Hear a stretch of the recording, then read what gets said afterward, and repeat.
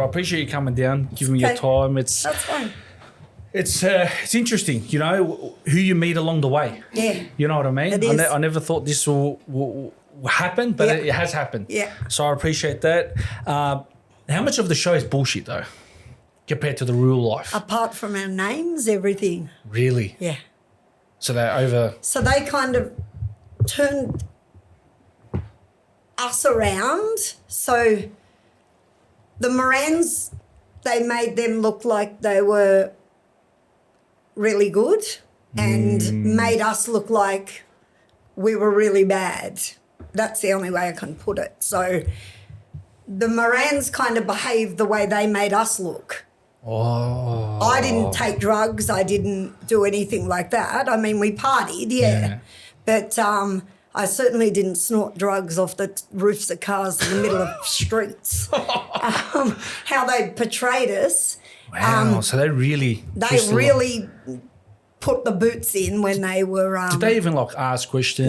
Nothing. Wow. But if you look at the difference between the Underbelly series opposed to Fat Tony...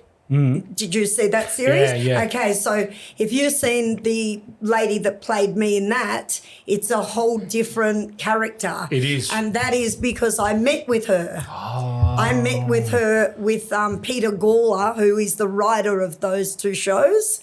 Wow. Him and I have become friends over the years. And so he got her to meet me because we had discussed things. And at the time he kind of said... hang on a second here, Roberta's not like they've portrayed her in Underbelly, so let's get her to meet with the actress who played her in Fat Tony. And when she met with me, it kind of turned the whole thing around. Wow. Yeah. The Fat Tony one I felt was like more better. The storyline of it. Yes. You know what I mean? It was more reality opposed to all the rubbish that they put into Underbelly to glorify criminality, to glorify drug dealing, to glorify everything that they kind of tried to put together as the whole picture. Yeah, because I was seeing there's a scene in Fat Tony where he's in the water.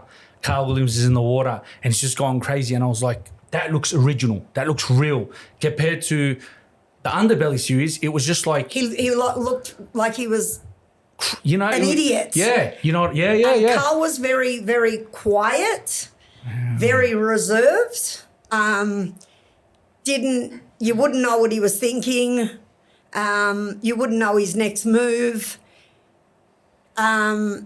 Very smart man. Wow, see, they didn't show that in Underbelly. No, he looked Can we like... open that up, Davey, the Underbelly series? He looks stupid. For the listeners out there. It was somewhat embarrassing to watch it. Wow. I was throwing things at the TV and all. I was like a crazy woman. Wow. Is that it?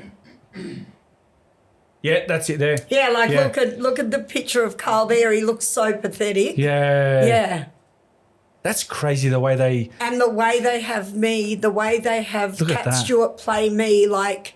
Oh, my God. She was in that case. You would not see me dressed the way she dressed if you paid me. I'm more of a tomboy than... Wow. So growing up, I was like a tomboy, had all boys as friends, still do. Never really liked girls, always hated them because they had affairs with my husband behind my back.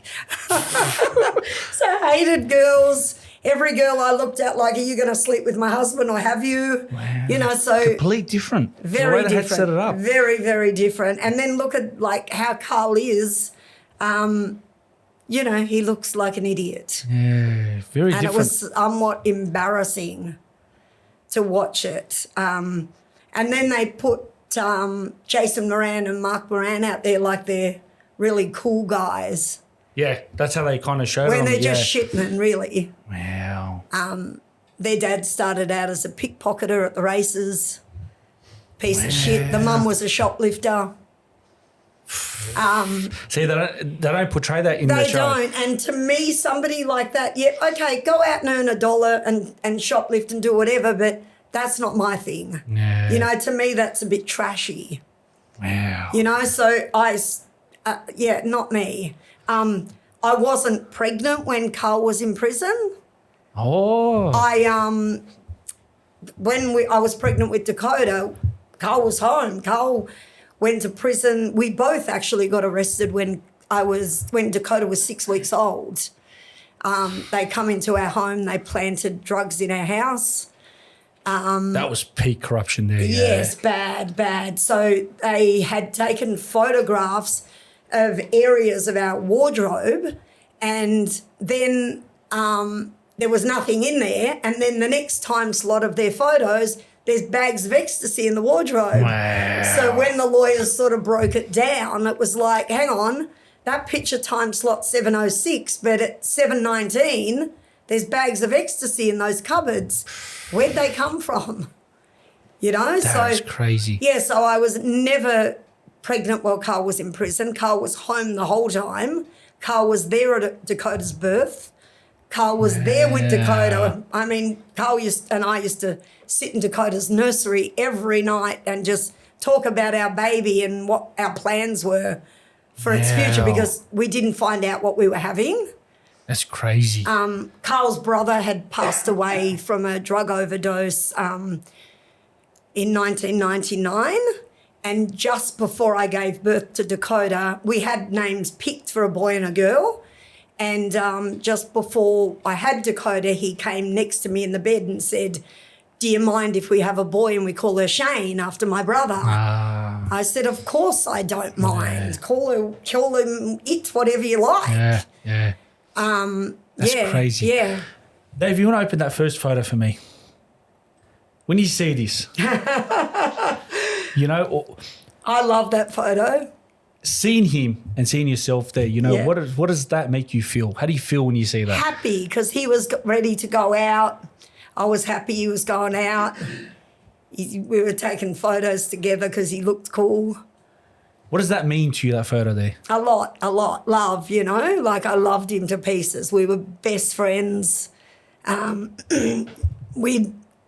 Excuse me, we were best friends. Wow. Like the bestest of friends. So to me, that photo is like, that's my best mate. Wow. My best mate and I loved him with everything inside me.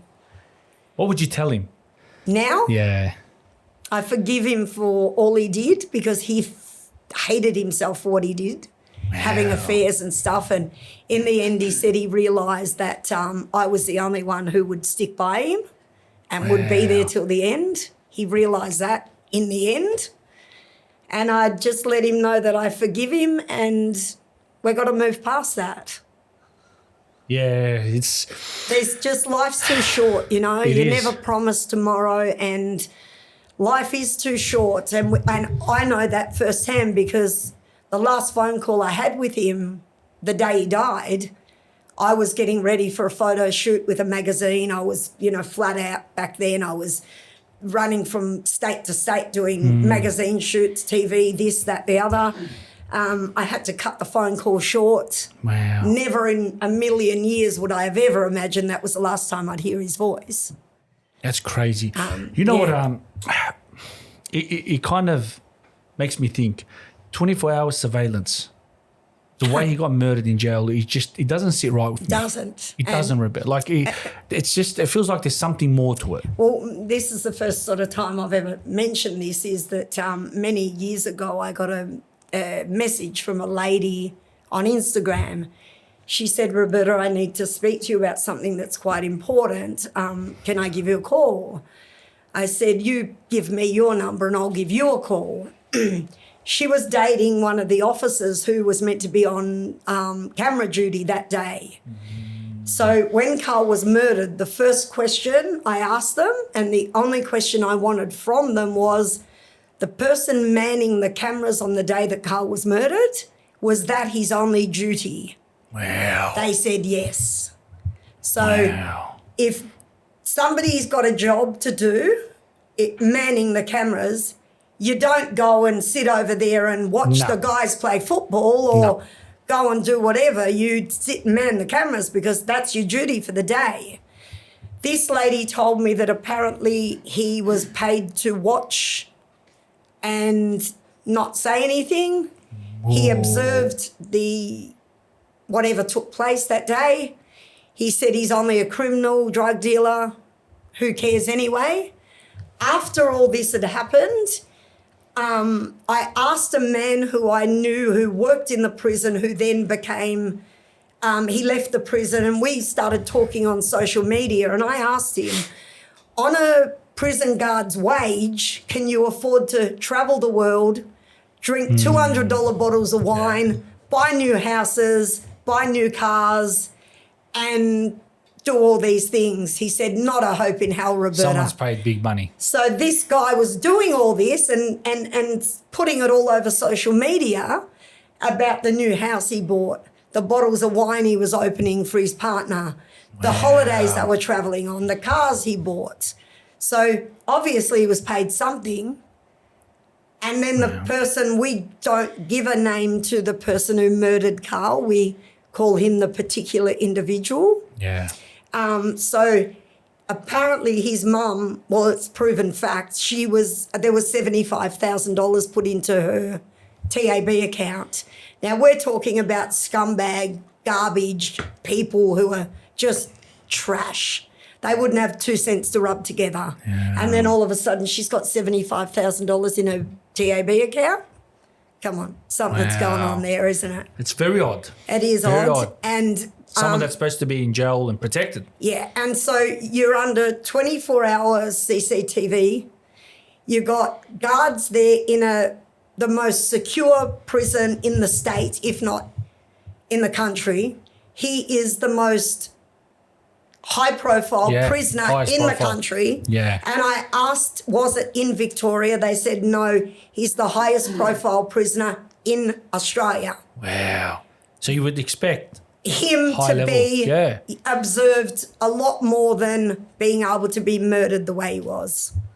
It just didn't sit right. Something was inside. At the court case, the prison officers wouldn't look at me. They knew I would just probably lose it. They knew that there was so much wrong done there. So a couple of days after Carl was murdered, my eldest son, who's 38 years old, he was in prison at the time. I just wanted to see my son. I wanted comfort from my son. They allowed me a contact visit with my son. I went up there a few days later. When we got there, the acting governor, because the governor of the prison had been murdered by this stage, he'd disappeared with the tapes that they needed to do with Carl that they couldn't find. So that turns on another tone, doesn't it? Anyway, so I get in there and the acting governor, who I believe now was involved, he took me into a room and was interrogating me.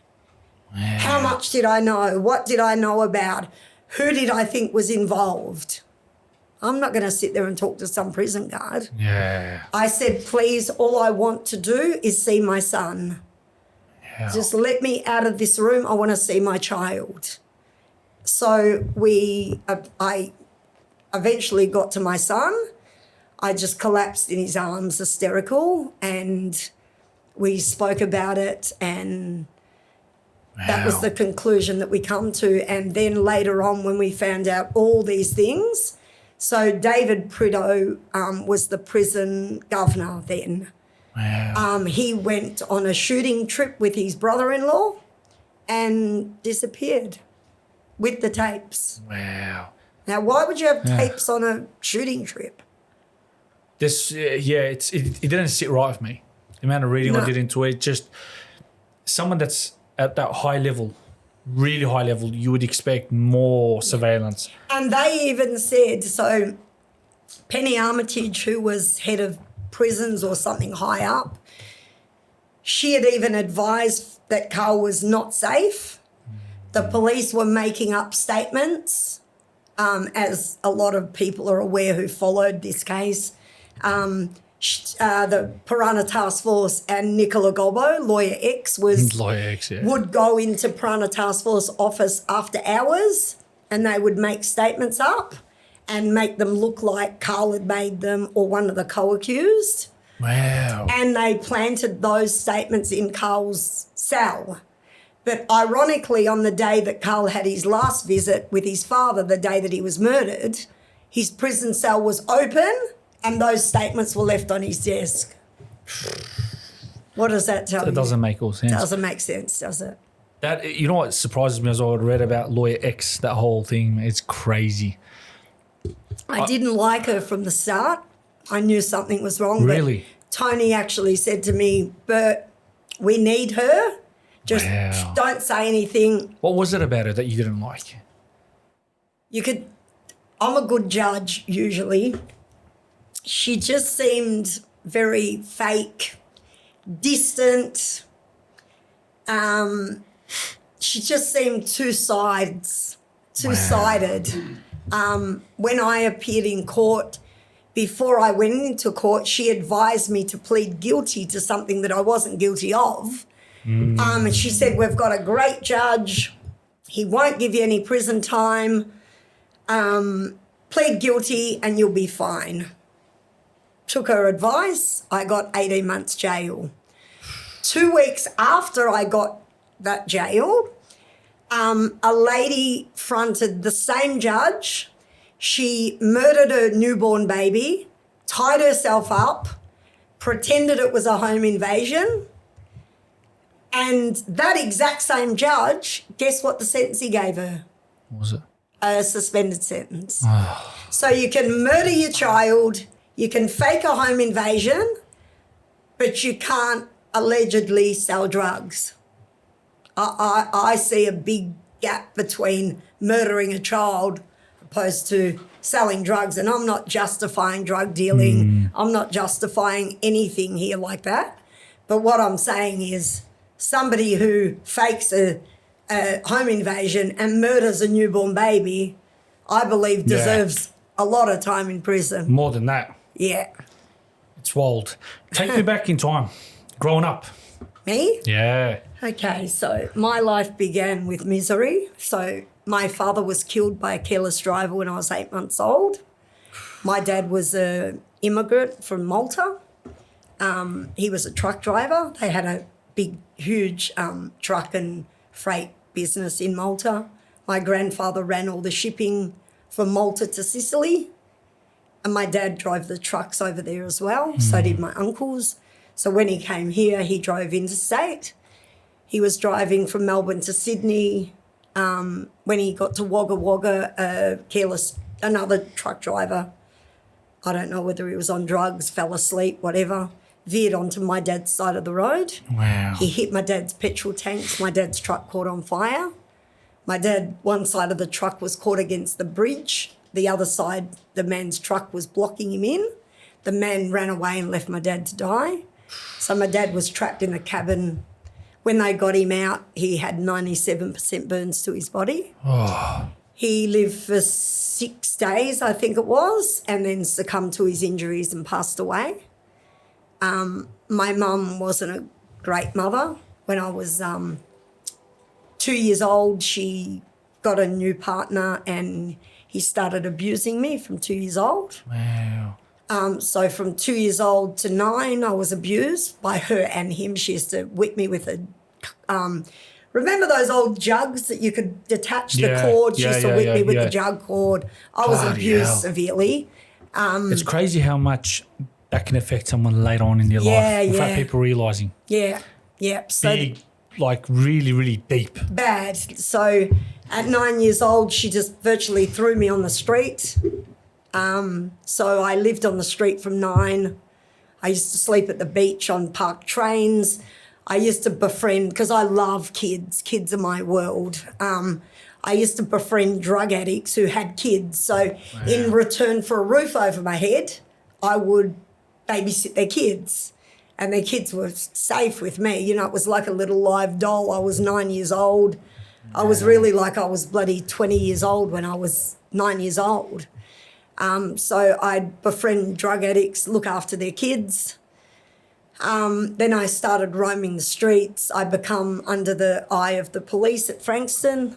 I became a ward of the state at 12. And what does that mean? That means that you're under the care of the state. So they put you into institutions that were, back then there were 3 institutions. One was called a Lambie, one was Winlayton, and one was Winbera. Yep.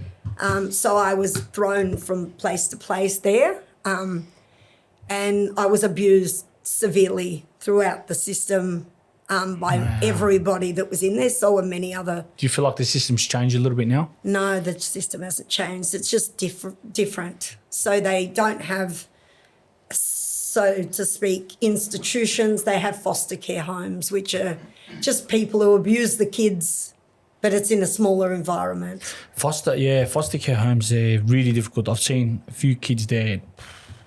I ran Really away tough. from a few that, so a couple they put me in, there was a couple, one was a drunk, he used to bash his wife every night. I was scared he was going to come into my room, so one night I just jumped out the window and ran away. I hitchhiked to Perth, and then I got brought back by the state and put back into care. So they would just kind of juggle you around. My mum could have got me out of there. I now know. I didn't know at the time. She made out like, that she couldn't do anything, but she could have, even though the abuse was just as bad at home. So I remember it was like a movie. I remember her once coming, and she came just to sign the papers virtually to keep me there. And I remember standing at the gate just watching her walk away, and as a little 13-year-old girl thinking, all I want is the love from my mother. And I never got that. How many people out there in the world just want that from their parents? Yeah, a lot of people who don't get it crave for that. I yearn for boundaries, which is something I always gave my children, boundaries, because I know that's something that you just yearn for. Just somebody to love you and care for you, and set boundaries that somebody cares for you, because when you set a boundary for somebody, it's you're caring about them, and that's why right. you're saying, well, you go out till 9 o'clock and you've got to be home at 9 o'clock, or I'll pick you up. One of the reasons why my home was one where all the kids came to was because I always wanted to know my kids were safe and all the other kids were safe. So I gave my kids a private school education. It's been put out there in the media that the police paid for some of my daughter's education. That's couldn't be much so far from the truth. Really? Oh, my God. I would not accept anything from Victoria Police Force if they paid me $1 million. Wow. I wouldn't take a cent off them. I put all my kids through private school. My 3 daughters are absolutely amazing. They all work. They all finish year 12. It was just a thing in my home that all my kids had to finish school. My son was a bit of a shit. Boys are, they can be. I said when kids get to a certain age, you can't chase them around with a stick and whack them every time they do something wrong. Boys will be boys. Yeah, you got to kind of give them the balance. You do. And with the boys, you got to be a little bit more extreme on them because they're a bit naughty. Yeah, and you got to give them a bit of leeway, or else they can fully just go out of your life, and that's the end of you. You got nothing then. If you haven't got a bit of rope, you've got nothing. Yeah, 100%. Were you a naughty boy, Ahmed? You a naughty boy? What do you think? I was a good boy, I think. I think I was a good boy. Yeah, so, my son, he was in and out of prison. He was a drug addict. I tried so many times to help him. He wasn't ready till he was ready. Wow. Now he's a drug support worker, drug counsellor. He's just amazing. Some people just need to find their own path. They need to fall in order to rise back up and say, you know what, I need to change. And mum can't always be there to pick them up. Right. That's and right. I realised that later in life when I went through so much pain and heartache of visiting him in prison. And in the end I said to him, because I've got a little boy who's now 14, he's got autism, he's non-verbal, he's got global developmental delay, intellectual disability. Bless his soul. He's such a beautiful little boy, but in the end I was visiting Thai, and they were so nasty to us in the prison system that they would put us on box visits. So Seppi would have a meltdown. My son's name's Giuseppe, but we call him Seppi. He's so beautiful. And he would go crazy in the box visit. So in the end, I said to Ty, look, Ty, I'm sorry. Dakota's visited enough prisons. Carl had already passed by this stage, been gone 4 years or something. I can't do this anymore. You've done wrong. The kids haven't. I can't visit anymore. Yeah. And I think that was a wake-up call to him. He got out of prison. He put himself into rehab. He's half Aboriginal, my son. Wow. Mixture. So he put himself into rehab. He stayed longer than he should have. Then they ended up giving him a job at the rehab place. And then he got employment at another Aboriginal facility. Yeah, people with neurodivergent or disability, they're special people. I have a family member of mine that's older and he lives with a disability and they're beautiful people. They are. Well, my Seppi's 14 now. And angels, I'm telling you. He is my godsend. So when Carl was murdered, I was pregnant with Seppi. I didn't know. Oh, wow. And he saved me. I always say he's my miracle baby. He saved me. So my pregnancy sort of had me focused on that and keeping sane and safe during my pregnancy and keeping healthy. I have a blood disorder where I can't carry boys. For some reason, my body kind of fights it off and tries to reject the pregnancy. Had the same with my first son. So I would go into labour at like 24 weeks. Wow. And when I had my son at 32 weeks. He was 8 weeks premature. So when I was pregnant with Seppi, I went into labour the same at 24 weeks. They give me that technology had changed so much it's advanced from a lot. then. Yeah, so they kind of were able to hold the pregnancy off. And because I nearly died when I had Dakota, I had a massive hemorrhage when I had Dakota. I nearly died. So many experiences. Yeah, so they kind of said to Carl, who do we save, your wife or your child? What did he say? Well, he kind of said, well, as much as I love my child that I haven't met, save my wife first. And no disrespect or no love lost Dakota, but, your wife's there and they're going to say, try save my wife first and my child next, 100%. That's crazy. Yeah, so then when I had Seppi, I had to have a cesarean with Seppi. What's that? So they cut you open and take them out that way. So that was precautionary because I would have bled out and died if I had had him naturally. So many battles. Yeah, so when I had the cesarean, I nearly died after I had him. So when they took me up to my room, they thought I was safe, but I wasn't safe. I started losing a lot of blood. And the only person in the room before the nurse could get another nurse to help was my poor 16-year-old daughter. Wow. So she's there and they're tilting the bed up, trying to keep the blood flowing down to my heart. And then they finally got everything under control and it was fine. But you look back now at it and it's like, what a blessing that was. Everything kind of fell into place. Yeah. Going back to meeting Carl, how did it go from there? Okay, so I met Carl through my sister. He was friends with my sister. Ironically, I just loved Carl from the start. How was his character? Carl was just a really quiet bloke. See, in the quiet. In the show, it shows so much different than that. No, he was so quiet. I just loved him and wanted him in our family. So I said to my sister, you are getting with him. Wow. You are going to be with him. I don't care what it takes. And so they weren't a match. Him and I became good friends. We went into business together with, we used to manufacture, not drugs, but kids' clothing. Wow. Was he in that lifestyle at that point? Or yes, not yet? he was. He was. Yeah. Did you know about it or not yet? I didn't really know back then. I kind of did, but I didn't really, I'm not one to ask questions because growing up on the street, growing up with people like that, you kind of know that something. Don't ask questions. You don't talk to the police. You don't talk unless you need to. Yeah. So yeah, went into business together. We were turning over a lot of money with the kids' clothes. Wow. We had a really good business. And then I was with my first husband was really abusive, like really bad.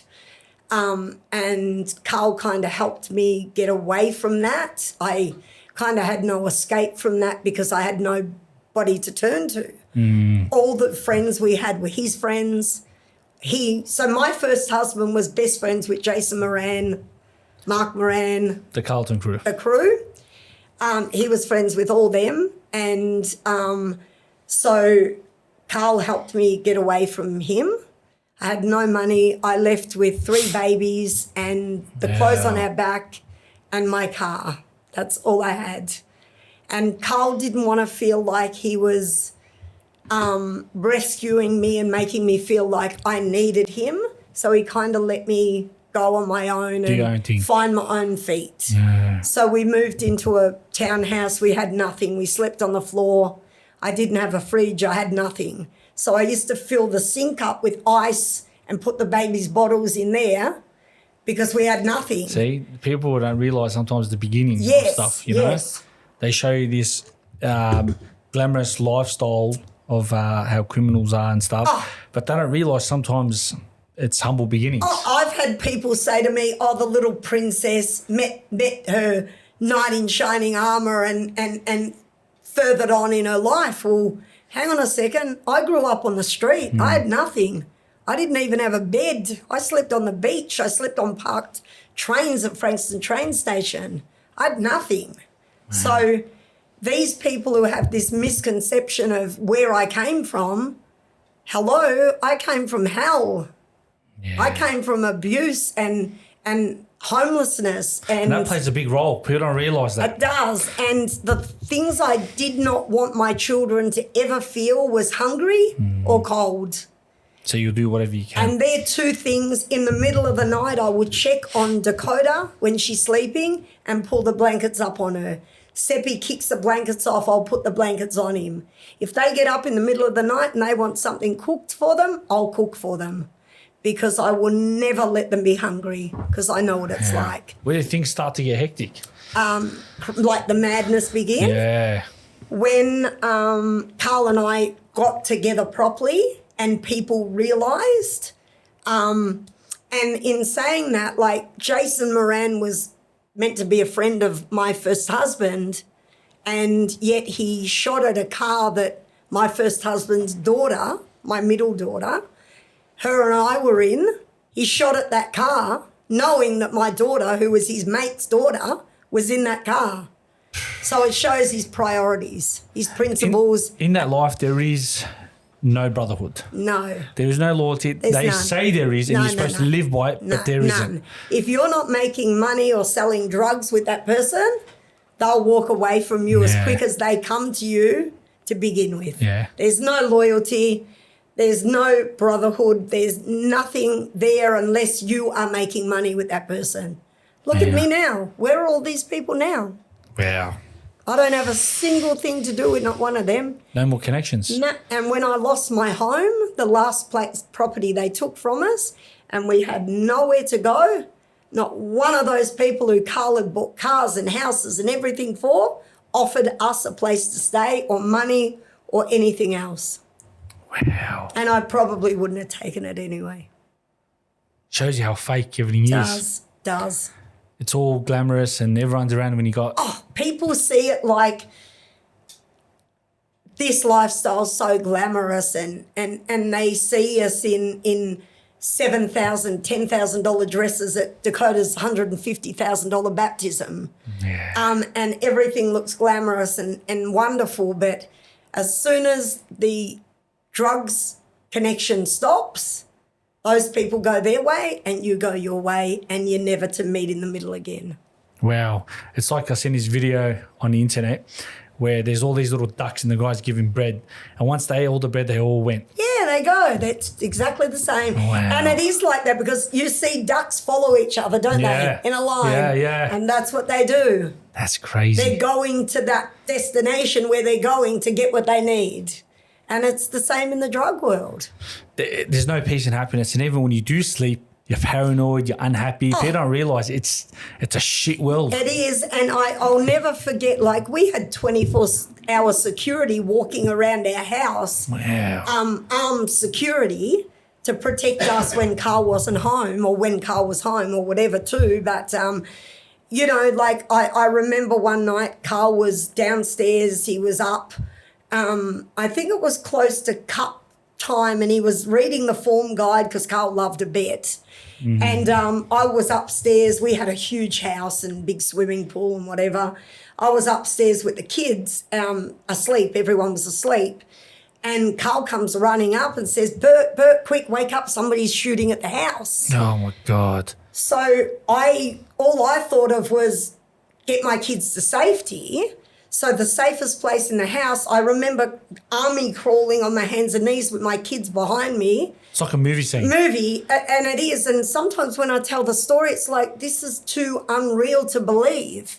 But it was happening. And we're crawling on the ground, and the safest place in the house was the middle, which was our bedroom. And we had this huge built-in wardrobe.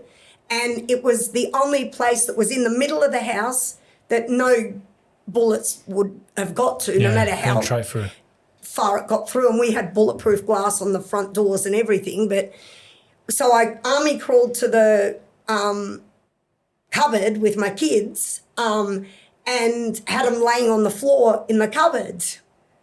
And Carl was doing whatever he had to make sure everything was safe. And so extreme paranoia at all times. That was crazy. And at first I thought, has he been down there snorting coke and he's off his head and he's paranoid? What the hell's happening here? And it wasn't. It was happening. And then when I finally went down... How many shots did they fire? A lot. Our front door was peppered with bullets. Did they ever find out who it was, or was it just unknown? I believe now, and I'm not allowed to mention his name because there's a suppression order, we used to call him, what did Carl used to call him? Hubba Bubba, Carl called this guy. Yeah. He was like a real weirdo. He was a stalker. Every time we'd pull up at home, he'd pull up behind us. He was obsessed with Carl. I believe it was him. Obsessed as an enemy? No, obsessed with him like as a friend, like obsessed. And he ended up gone Crown witness against Carl. Oh, whoa. Yeah, so he was one of them who went Crown against Carl. But and he was involved in, say, 3 murders, and he ended up getting 10 years jail because they just wanted somebody to tell their lies about Carl. He made up all these lies about Carl, that Carl murdered Mark Moran, and I can 100% put my children's life on the line that Carl did not murder Mark Moran. Wow. And I can say that with full and 100% guarantee. I can put my kid's life on it. Carl did not pull the trigger. And this guy... In the show, they portray that he did. Yes, and that is the lie that this Hubba Bubba will call him, because we can't mention his name. Last time I did on a podcast, I did mention, I've never actually said that. I mentioned it in another context. Yeah. That I used his name, and it never ended from there. The police were threatening to sue the guy who did the podcast. Oh, my God. But, so he actually murdered Mark Moran, and he got away with that. I was actually saying to a friend of mine when we were driving here, I was reading, because I'm looking at writing another book, and I was reading this story that I totally forgot about. So Hubba Bubba's girlfriend was Japanese. She could hardly speak English. She gave me a call one day to meet her in Essendon. She had something to tell me. And I thought, I didn't know at this stage he was a police informer. Oh. So I went up and met her. But when I drove into Rose Street in Essendon, it was like the Twilight Zone. It was like a movie. It was like I entered a different time zone. And I thought, something's wrong here. There was nobody around. There was men standing against the wall, sitting on the seats. They're all undercover police. Yeah. She hops in my car. She's got a bag, like a gift bag. She puts it on the floor of my car. I look down. There's all guns in this bag. She's trying to plant the bag in my car with the guns that her husband, So the her cops- partner gave her that killed Mark Moran, planting them on me. So the cops can. So the police can have leverage with Carl to say, we're going to charge Roberta if you don't admit to this, this and this. So I attacked her, threw her with the bag out the car. She ran because she knew that I was mental back then. And I went up to the undercover police and said, your little game didn't work, you pieces of shit. So they were pretty much all over you guys. They were just, our house was Bugged. cameraed, bugged. My kids used to shower with their clothes on, but virtually, with their bathers on. There was cameras in places they shouldn't have had them. So there's a rule they're not allowed to have them in your toilet, in your shower, your bathroom, and places like that. They didn't abide by no rules. That house would have been That bugged house like was crazy. wired for sound. Was Carl aware of this? Oh, we were all aware of Yeah. it. We used to make fun. Me and Benji used to make fun. We used to turn the music up full bore, 2-pack, just to be smart and sing really loud and do stupid things. And the cars were bugged. Like, later on, it was so funny hearing things in courts that they would say, you know, they'd turn the music up full blast and her and Benji and, you know, say, good morning, Piranha, good morning, police officers. Wow. How are you today? You having a great day? Follow us along and we'll have a great day today. That's crazy. Because we knew, and that all come out in court, because why should we cop their shit and not give them shit back? I think they were trying really hard with all their dirty tricks to really nail things. I think they just really wanted to get rid of Carl. They did, and before, so everyone used to run back to Carl with everything. So Carl got this document once that there was a police officer and another guy in a garage talking about planning to kill Carl. Wow. And the guy come and told Carl. So they were planning to get Carl before he was ever put in jail. They were planning to murder him before that, long before that. When did he start establishing the crew? Because he had a crew. What was his crew? His crew was Carl himself, Benji, Tony, Yeah. Tony's brothers. Yeah. He was super close with Tony, wasn't he? Yeah. They showed that in the show. He was pretty close. I loved Tony till I got a message passed on to me from prison from the particular individual who murdered Carl. He tried to get me to go to his lawyer and make a statement saying that Carl told me that Carl was going to kill him. Oh, yeah, I'm going to go and make a statement against the father of my daughter, my husband, That's crazy and that he get reached out. somebody off the murder of my husband. I don't wish anybody in prison, but him, I hope he rots in there till the day he dies. He's a That's threat crazy. to society. Like he He's that bold guy, yeah? yeah, he carjacked this lady while she was sitting in a Macca's car park. This is what he was in jail for when he killed Carl. So he was in jail for carjacking a lady. He bashed her 14-year-old daughter and her daughter's friend, threw them out the car and took her car. And that was what he was in prison for. Can you pull him up, Davey? At the time. The guy looked like a bloody serial killer, man. He makes looked me not sick. normal. What was his name? Just search. I don't give him a name. Yeah, just Oh, Carl. Yeah. Yeah, I don't give him a name. Yeah. Don't worry about it, Davey. It's fine. Don't It's worry fine. about I it. don't mind. Nah, stuff him. But we don't. It's- Yeah, I don't give him any airtime. I don't give him a name. I don't. But the things He's he's got a done. big sentence in there, yeah? So he murdered an 18-year-old boy over What? $50 worth of marijuana. So the boy took $50 off him, went to get the marijuana, come back 2 days later, and he shot him twice in the chest and poured petrol in him and set him alight. Whoa. And I remember the parents saying to the media that although it's not right that Carl was murdered, they feel they got justice for the murder of their son because he's sentenced now to the rest of his life in jail because He's got a life sentence. he got life with 32, but I'm not sure if you're aware they've made a new prison in Barwon Prison where if they don't feel you're fit for society, They put you in that prison for increments of 3 years. So you go in there for 3 years, increments of 3 years. They assess you after 3 years. If they feel you're not fit to go out into society, they'll reassess you after another 3 years. Wow, until you're fit to see society. But I personally don't think he would ever be fit for society. Some people just need to rot in prison. Some people, like him, he doesn't have no mindset of society outside prison walls. Wow. So his mindset is in prison, what you do in prison is what you do in society. And we know society isn't like that. Like, I've raised my children and said to my children, you have to fit into society. Society doesn't fit into you. That's right, yeah. And that's just a thing that I've raised my children to know, that you can't go in public and start assaulting somebody because you don't like them. That's right. And that's what sort of person he is. Roberta, could you take us to the day it happened and sort of like your perspective on how that day went? When Carl was murdered. So when Carl was murdered, Turn these fans off. I was doing a photo shoot and a story for a magazine. This is the first time I've spoke actually about the day Carl was murdered publicly.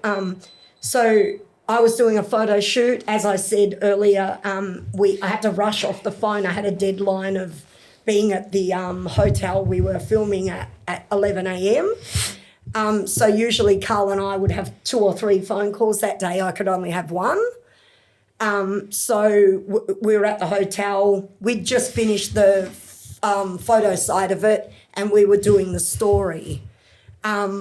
My son's father, my little boy's dad, my youngest dad was there also. He took a phone call but went outside and took the phone call because we were riding. Then I heard him bashing on the door and I thought, what is he doing? What are you bashing on the door like that for? We've got the media everywhere. This is embarrassing. Like, you're sounding like an idiot. Then somebody opens the door and he comes in and he goes, Bert, they're saying Carl's been killed. I just collapsed on the ground. I just thought, no, this can't be right. Like, he's in maximum security prison. He's the highest profile prisoner in the state, if not the country.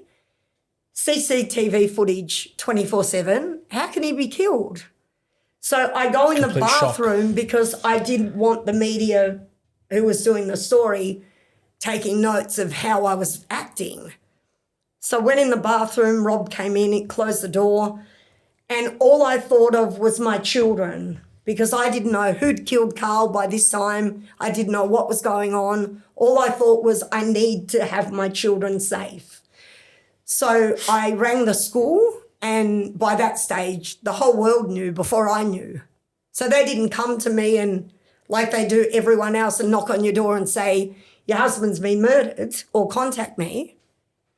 I rang the school. I said, please keep my babies safe till I get there. The principal already knew. They'd already organised a counsellor because being a private school, they've got everything there. They had a counsellor and everything there ready. Everything was there sorted. And then I rang the prison. I rang the prison 8 times minimum. They kept hanging up on me. Wow. Nobody would tell me nothing. I knew nothing. Everything. Because it was a criminal investigation, I suppose, as well. So at the same time, yeah, they could have told me though that he'd been murdered. My head was crazy. Your mind would have been. I was losing my mind. Yeah. So the love of your life in jail, murder, children, my kids, everything was madness. Phone calls everywhere. Yeah, I didn't know what to do. So we leave. I just want to get to my children, make sure they're safe.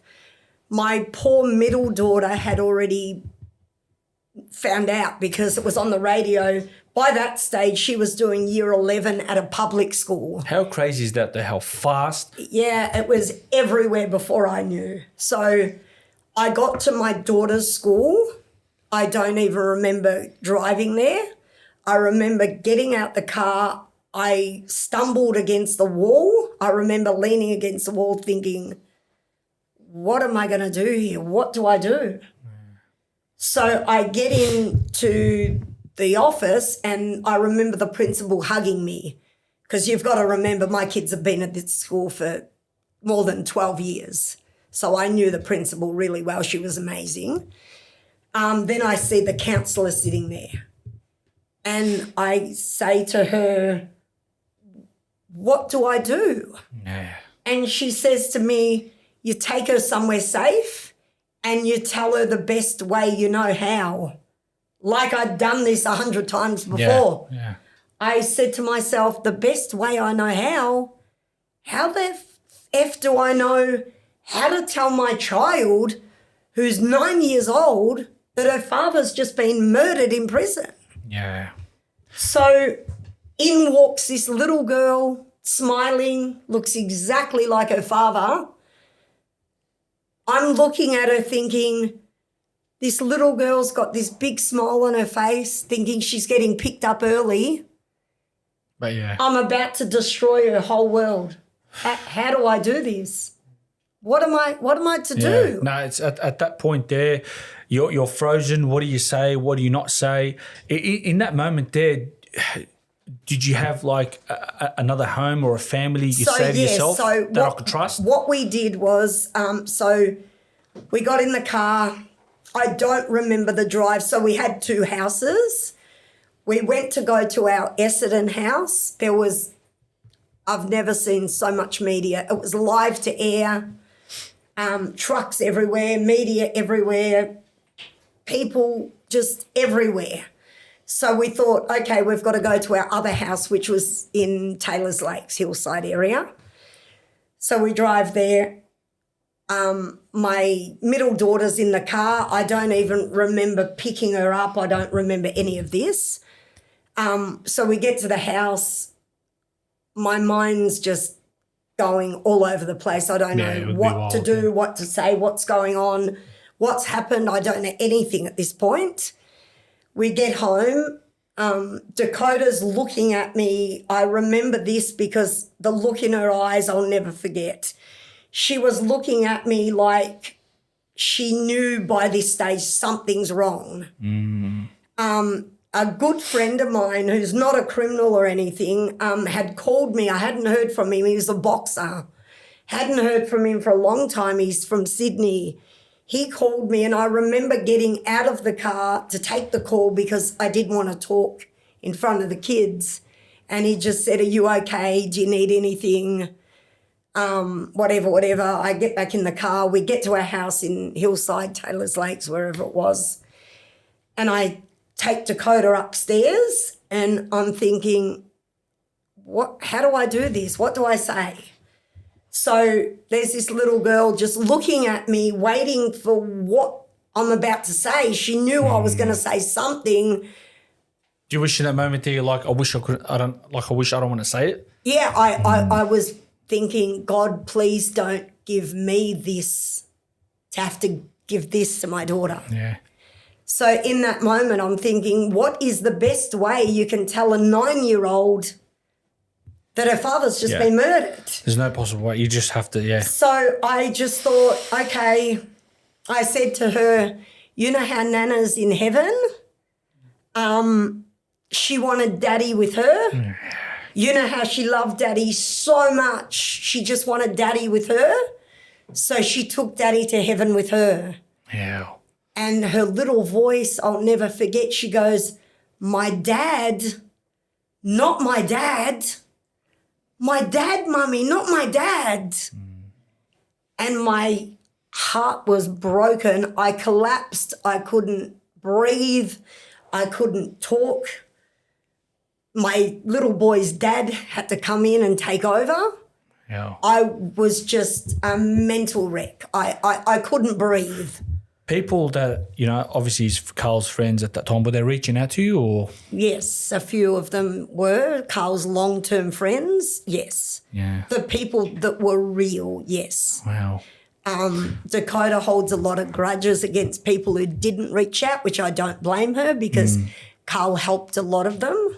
I was reading on the article, it was really tight with the family and kids. Benji, How was Benji? I love Benji. I called him Andrew and never called him Benji, but I say Benji when I speak about him publicly because people go, who's Andrew? I always called him Andrew. Yeah, actually, I was reading the article and he said he had a really good relationship with the family. Loved the kids. So every Tuesday, Andrew would pick the kids up from religious education. So they would go to Catholic church and do religious education every Tuesday night. He did say that as well. Yeah, so he would pick them up. He would give them dinner, shower them, put them in their jammies, do their homework with them or read to them. That's crazy. And put them to bed, and then I would come home.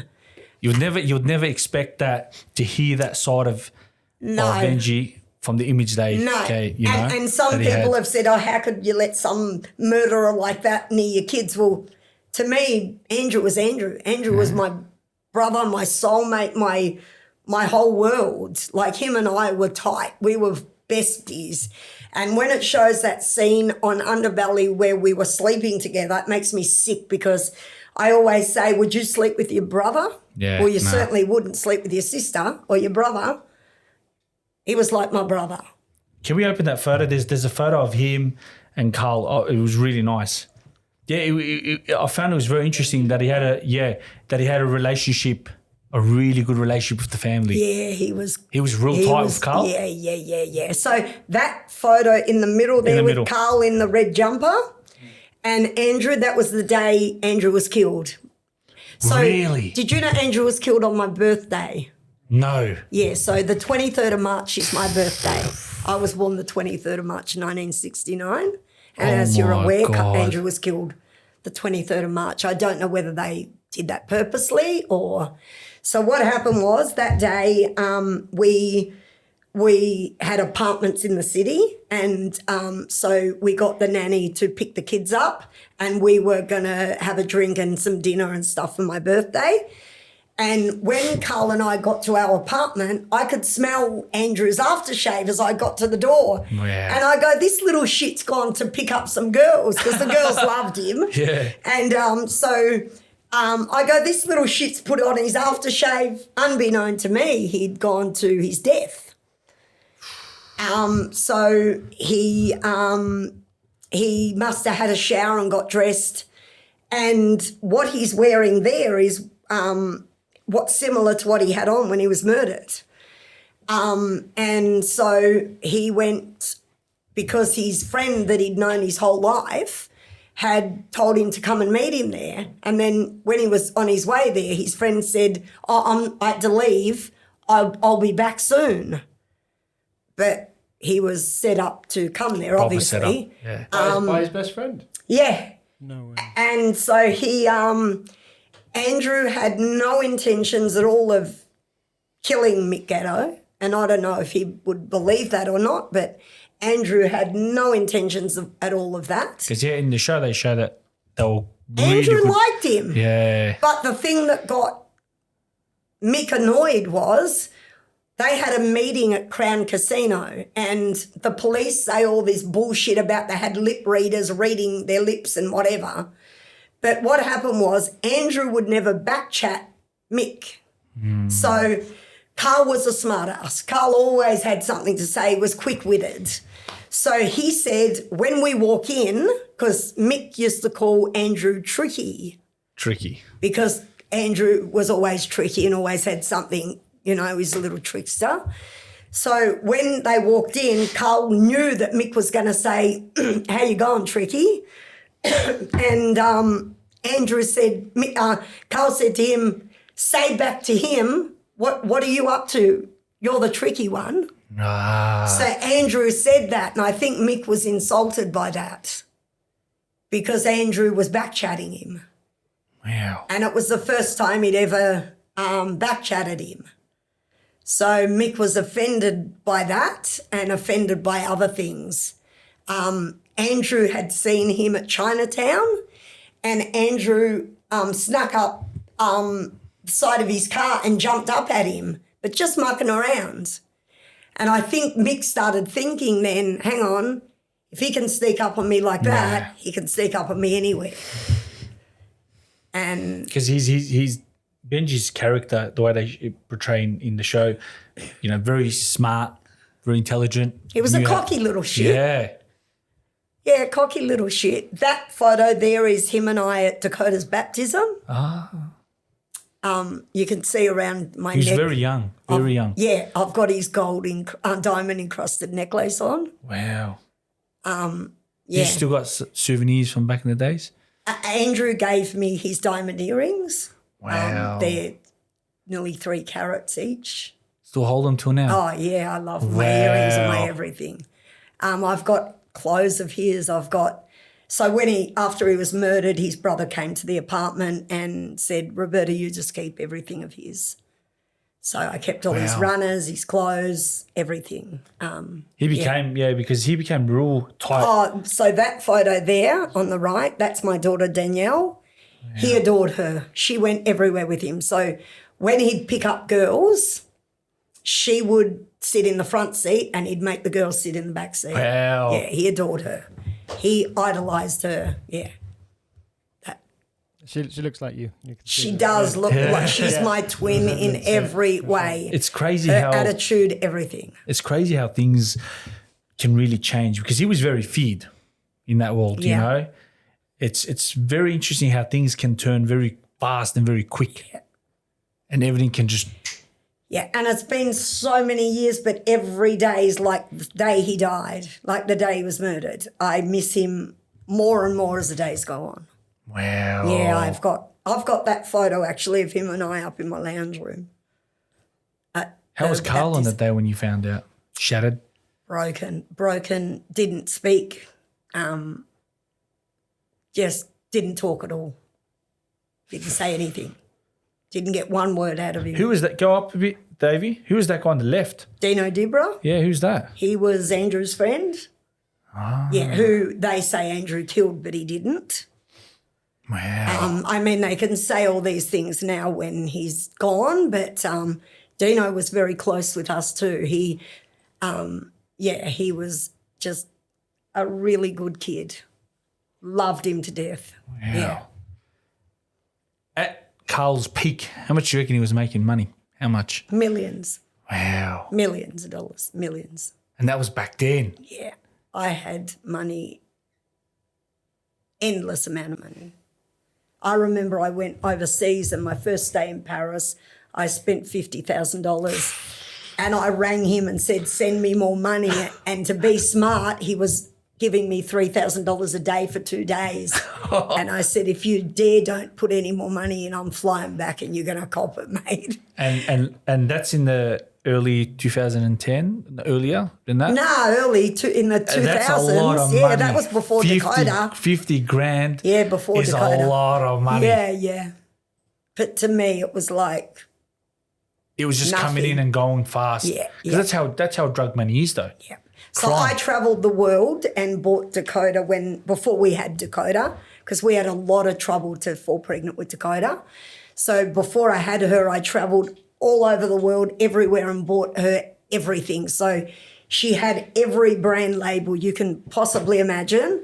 I filled a room as big as this room, even bigger, full of clothes from every huge designer you can imagine. Wow. And then our house got robbed and they took it all. Oh. Bloody hell. They took everything. So I had from bottles to dummies to prams to singlets. So Dakota's singlets would cost me $100 a singlet. Her socks were $65 a pair of socks. She wore crazy. nothing.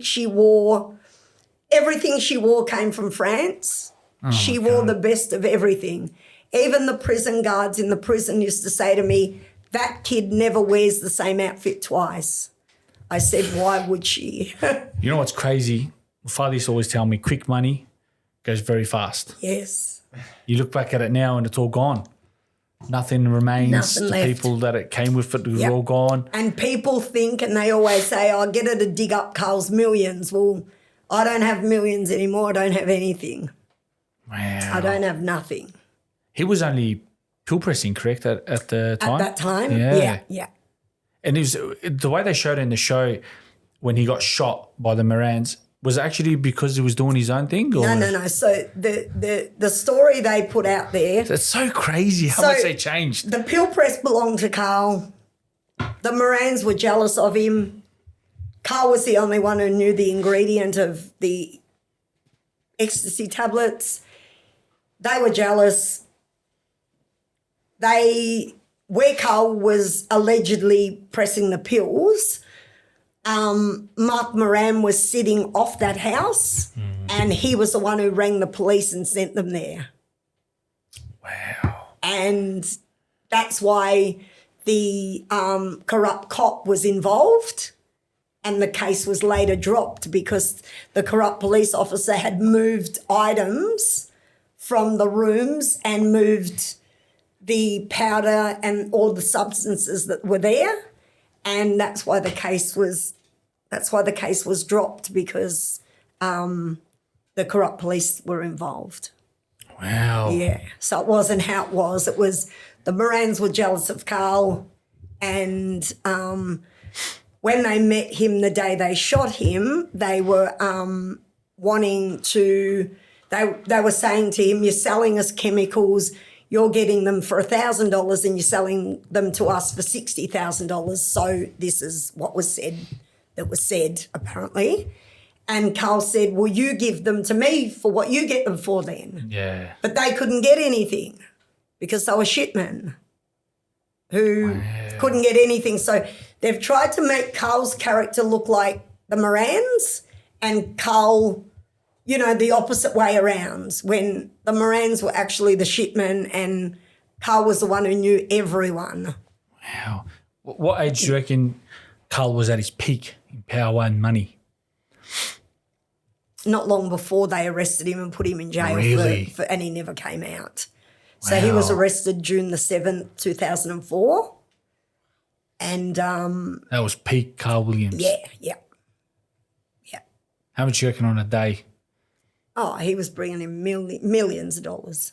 $1 million was nothing. Was he in partnership with Tony? He wasn't. He was on his own. Yeah. Tony was doing his own thing. Yeah. They all did their own thing, yeah. Wow. Millions of dollars at that time would be crazy. Yeah. $1 million was like $1,000 to Carl. Like Carl would talk millions like we would talk hundreds, like normal people would talk hundreds of dollars. $1 million was nothing. Like I remember him saying to me when I first sort of started getting we were together, "Oh, this bloke owes me $7.5 million, this bloke owes me $12 million." And I was like, What? What are you talking about? Oh my God. Like That's I a just lot was of money. like, whoa, this is like I would talk thousands, he was talking millions. Were there certain things that they caught him for? Was there things that they pinned on him that Caught Carl for, meaning the police. The police stuff. So Carl was arrested mostly for murder. Yeah. So in one of Carl's court cases, it was funny because everybody thought that Carl was going to be found not guilty. We all did, even the media, everyone. Really? But I've got the transcripts and I can prove this as a fact. Betty King was the judge at the time. She addressed the jury. This is her words. If you find the evidence and you think he's guilty, if the evidence points to him to be guilty, you find him guilty. If you don't think he's guilty, you find him guilty. Wow. And they were her words. And every court case, as you know, is transcribed, and I've got the transcripts to prove it. They were her words. If you think he's guilty, find him guilty. If you don't think he's guilty, find him guilty. Wow. And I knew she was corrupt. I knew they were all corrupt.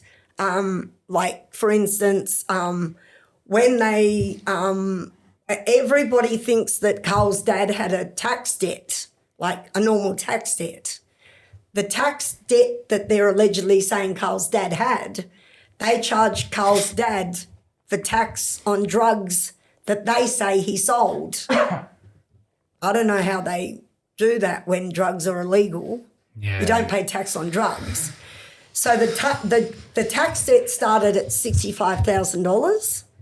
They put penalties on top, and it went up to 1.1 million, and that's why we lost our house in Essendon.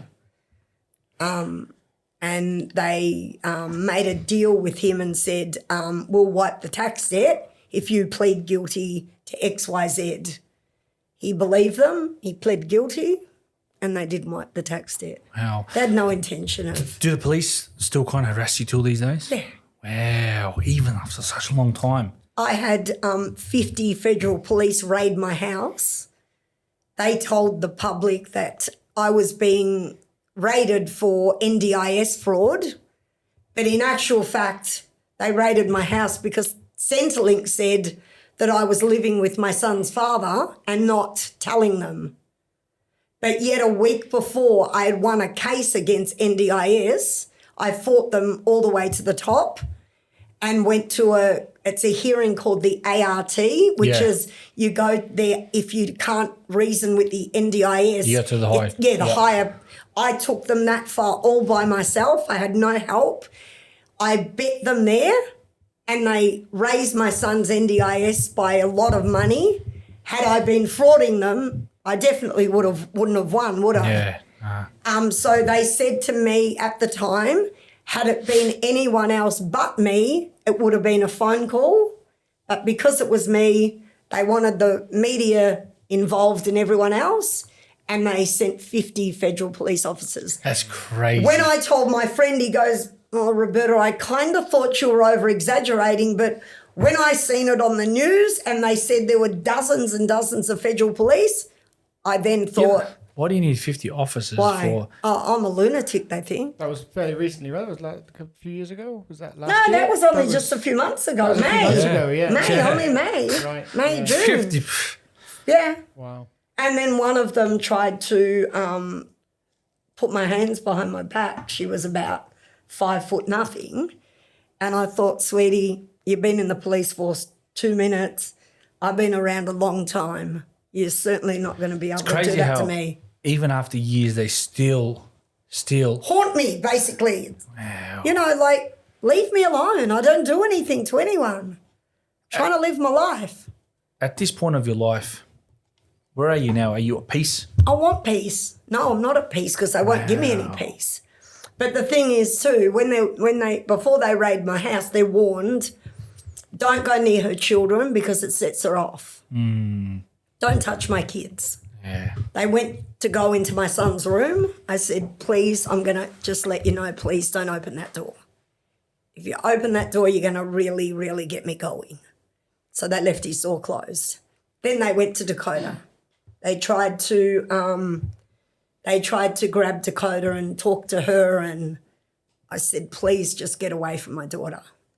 And then their big sergeant come in and said, just stay away from her kids. You know, you're really going to set her off.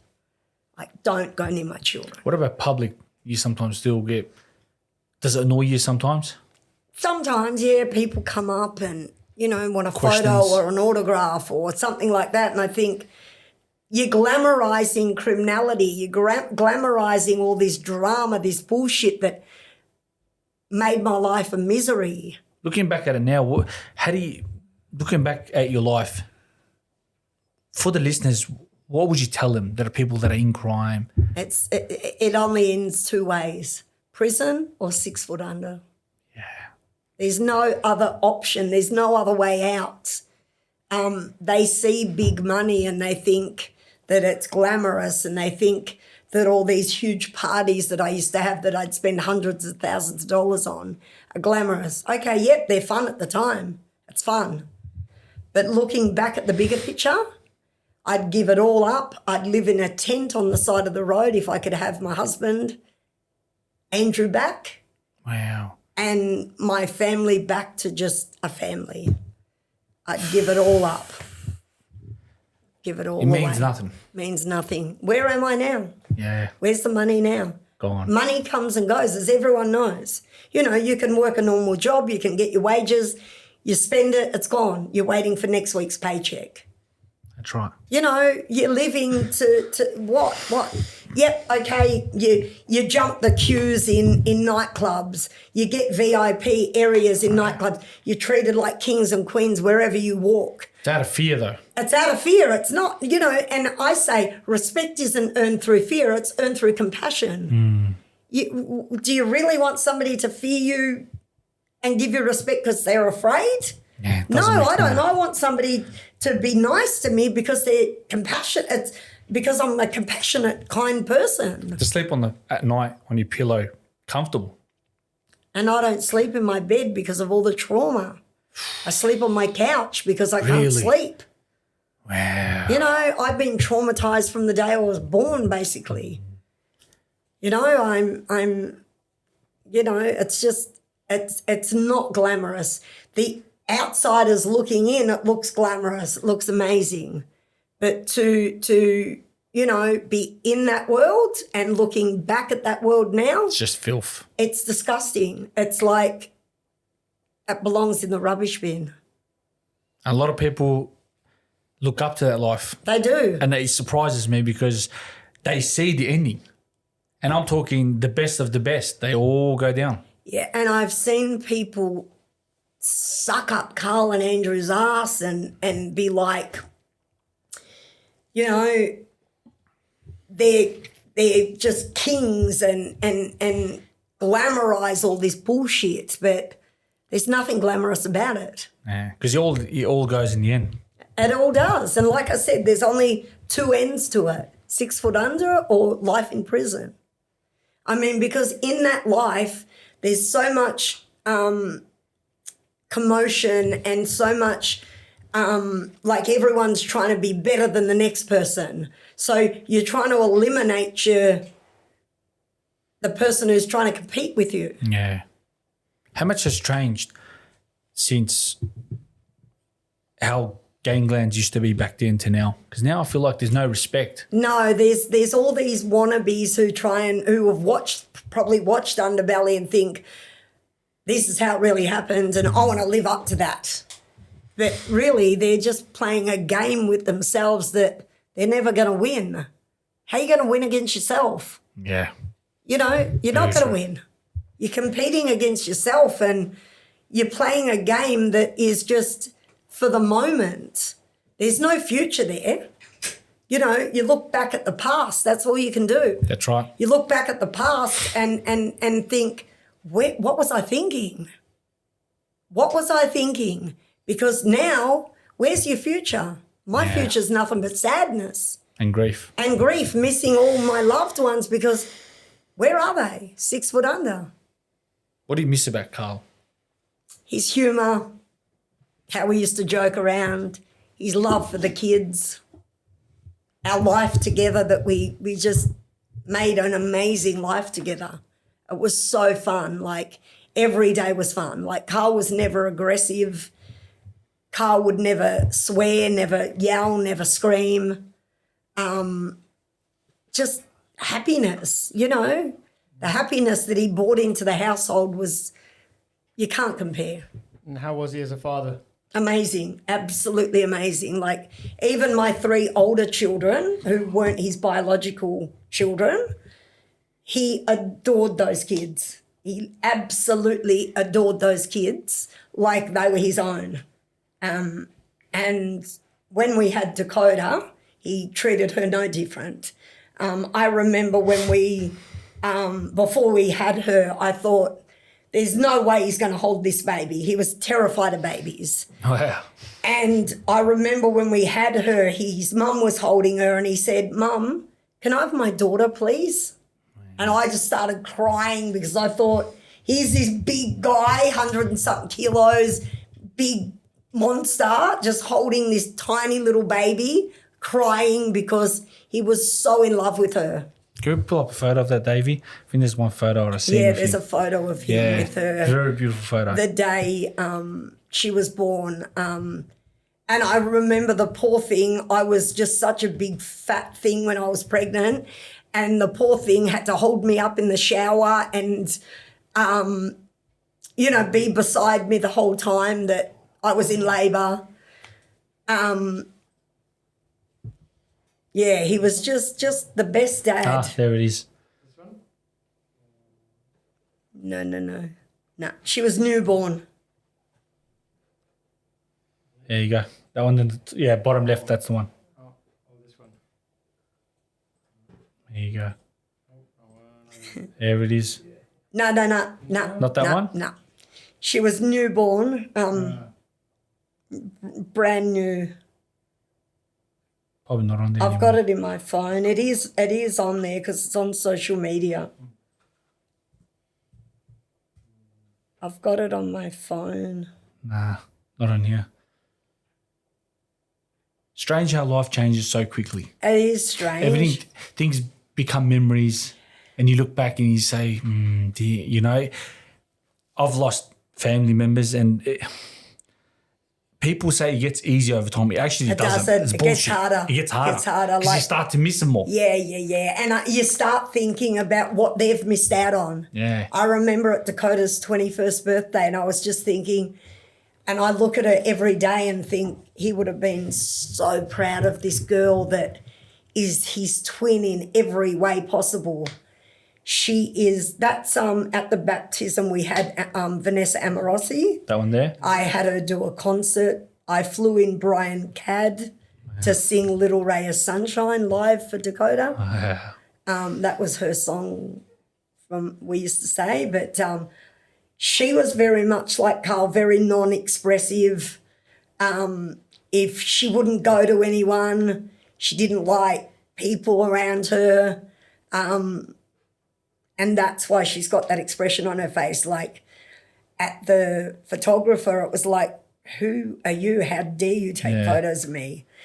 But Andrew used to have her cheeky There's also one with, I think, all four of you and with Andrew. Can you see if there's Benji in there as well? If you can write Benji in there. Because there's one I've seen as well. Right up on the top here. It's crazy how someone comes in and becomes so close to the family. He adored her her. That's it there. He absolutely adored her. Who's the man to the right? That's Carl's dad. Dakota's Pop, Papa George. He was the best. He adored all the kids. He loved my son Giuseppe like, oh my God. We used to go over there nearly every day, and he would hold Giuseppe's hand and water the garden with him every day. He idolised him. Yeah. Walking down the street now, and you look to the right and you see Carl Williams. What do you tell him? What would I tell him? Yeah.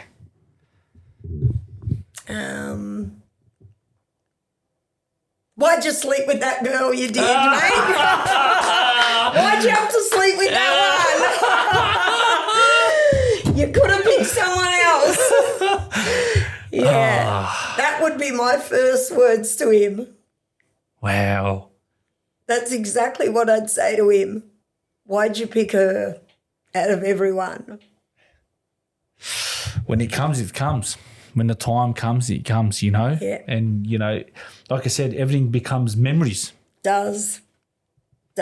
And,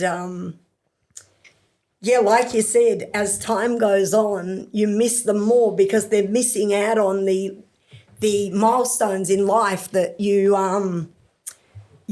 doesn't get to see. Yeah. Like he'll never get to see my daughter's children. He never got to meet his grandchildren. Yeah, it's like we have 3 now, and Dakota has no children, but he'll never get to meet his grandchildren. Like I know he would have adored his grandson. Like my daughter's son, my daughter's got a 7-year-old, and he's the light of our world. And he's just recently asked about Poppy Carl. Wow. And it's funny because she had to explain. Yeah, there's always gonna be questions raised. Yes, and I think they took him to the cemetery and explained to him. Wow. Yeah. For the listeners out there, what is a message that you would like to give to them? That criminality is not as glamorous as you think it is. Making all that money isn't worth all the misery it brings to you. And no matter where you live or how you live, you can be happy you don't have to have money, glamour, and all that to be happy.